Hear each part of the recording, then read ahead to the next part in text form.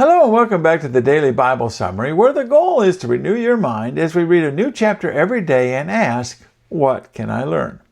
Today's episode is entitled Joseph, the Lord was with him. If you've read chapter 39, let's get started. We have reached one of my favorite passages in the Genesis account. As a contrast to how things worked out for Judah, who was the reason why Joseph was in Egypt, we are now going to see how well things are going for Joseph.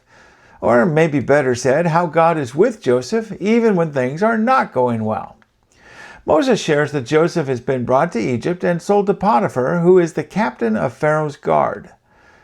And here, let's take note of something that will be repeated 4 times in this chapter. Simply put, the Lord was with Joseph. This is the theme of the entire chapter, and God is going to allow and even to cause Joseph to become very successful. If he were an entrepreneur in today's world, there is no doubt that everyone would know his name.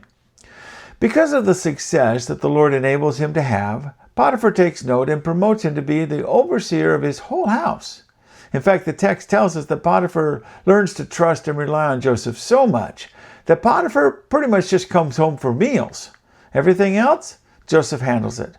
Potiphar's life got really easy now that Joseph is second in command. I have no idea what he did with all that time. Things are going well for Joseph, and while he no doubt would like to be home, except for the fact that his brothers hated him and sold him into slavery, he's doing quite well for himself here in Egypt. And then Mrs. Potiphar comes along and messes it all up. Joseph, Moses tells us, was handsome in form and appearance. Apparently, he got his good looks from his mother Rachel, and Mrs. Potiphar takes notice of this very handsome slave. She wants to seduce him. Well, that might be incorrect. I think she was kind of direct about it, if I understand the text correctly. Perhaps she didn't think that Joseph would turn her down. However, Joseph does not even seem to consider the idea for a moment's time. There isn't any, "Oh, I'm so flattered," or, "Well, that's a very generous offer." There is only a no, along with a very good explanation. He points out that Potiphar has trusted him with everything in the house except for one thing, Potiphar's wife. And that goes without saying, and up to this point probably hasn't even been said. But now Joseph punctuates his refusal with this statement. How then could I do this great wickedness and sin against God? We have seen how seriously God takes marriage. He protected Sarah from Pharaoh and from Abimelech, and Rebekah from another Abimelech, even when Abraham and Isaac had lied about their wives. Now Joseph faces a different test. He must protect Potiphar's marriage by refusing Mrs. Potiphar's advances. And Joseph, well, he does pass that test. We don't really know how much of a temptation this was for Joseph, if any at all. It is likely that Mrs. Potiphar was also attractive. But aside from any temptation that there might have been, many men simply would have accepted the offer she made without any thought at all.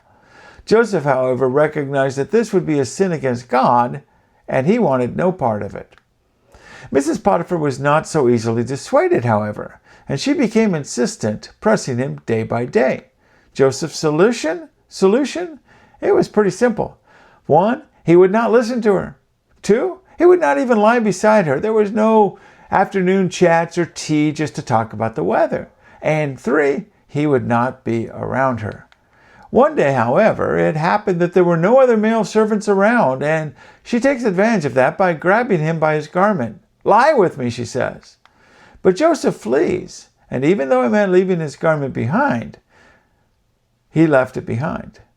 Now, I believe this was an outer robe or a cloak that he had on. He didn't flee naked.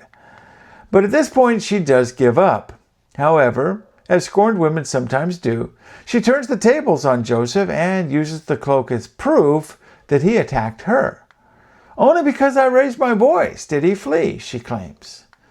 When Potiphar comes home, his wife confronts him with her proof, and Potiphar is angry. Now, the text does not tell us why Potiphar was angry, and there are 2 possibilities. The first possibility is that he was angry at Joseph. But if that's the case, why not just have him killed? Potiphar could have had Joseph killed, but he didn't. The other possibility is one that I kind of think might be more likely. Maybe Mrs. Potiphar wasn't entirely believed by her husband, which would speak to her character. and maybe he was aware of her wandering attentions. In this case, Potiphar would be angry at losing such a valuable slave, but he could not appear to be taking the side of a slave over his wife. Unwilling to kill an innocent man, he had him thrown in prison. Now, while that might not sound like good news, remember that Potiphar was the captain of the guard and in charge of prisons. He put Joseph in Pharaoh's prison where the king's prisoners were confined. Now, it wasn't the Ritz, but it wasn't a dungeon either. I believe this was a mercy that Potiphar showed to Joseph, kind of indicating he didn't really believe he was guilty. And here is where we see the theme repeated. And the Lord was with Joseph in prison. Moses records that while there, the warden learned to trust Joseph, just as Potiphar had, entrusting him with everything and everyone in the prison. Joseph is, once again, second in command. Now notice the pattern. Joseph, unjustly sold into slavery, rises to second in command in Potiphar's house. Then after being falsely accused, he's thrown into prison and rises to second in command there too. This pattern will continue. God is definitely preparing Joseph for something greater. What can we learn from this chapter? First, temptations can come at unexpected times, and we have to be ready. There did not seem to be any hesitation on Joseph's part.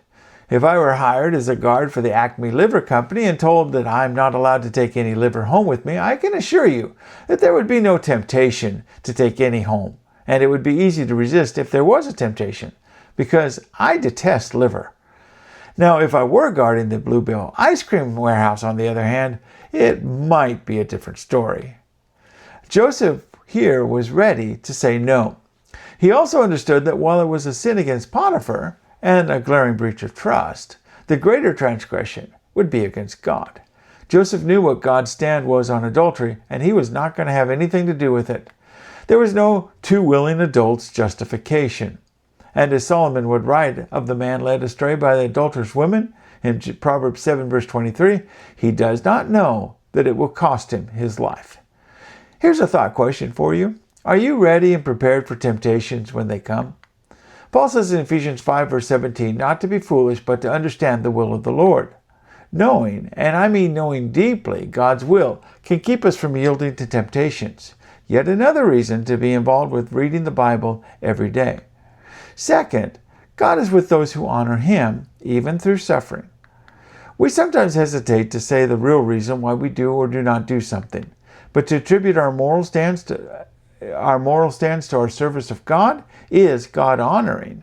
In this chapter, in contrast to Judah walking away from God and his family in the last chapter, we see that Joseph, even while away from his family, is honoring God and states that as the reason for refusing Potiphar's wife's advances. And God was with him. Notice again the fourfold reputation of this chapter. In verse 2 and verse 3, the Lord was with Joseph, and his master saw the Lord was with him. Verse 21 and verse 23, the Lord was with Joseph, and the Lord was with him. Now God being with Joseph did not mean Joseph avoided suffering. He was falsely accused, he was thrown in prison, and yet God was still with him. The warden trusted him, and he rose into leadership position again. God's presence does not mean that we will not suffer for doing right. It does mean, though, that He will be with us through the suffering and bring blessing even there. All things work for good. Think about this question. When you do suffer for doing what is right, do you still believe that God is with you? Can you trust that He sees? Can you trust that He knows? Can you trust that He will bring good even from unjust suffering? Tomorrow, Lord willing, we will see Joseph continue to honor God as he encounters two important people who also had some dreams. Until then, let us reflect on how Joseph handled his situation and be inspired by his example. Together, each day, we can renew our minds.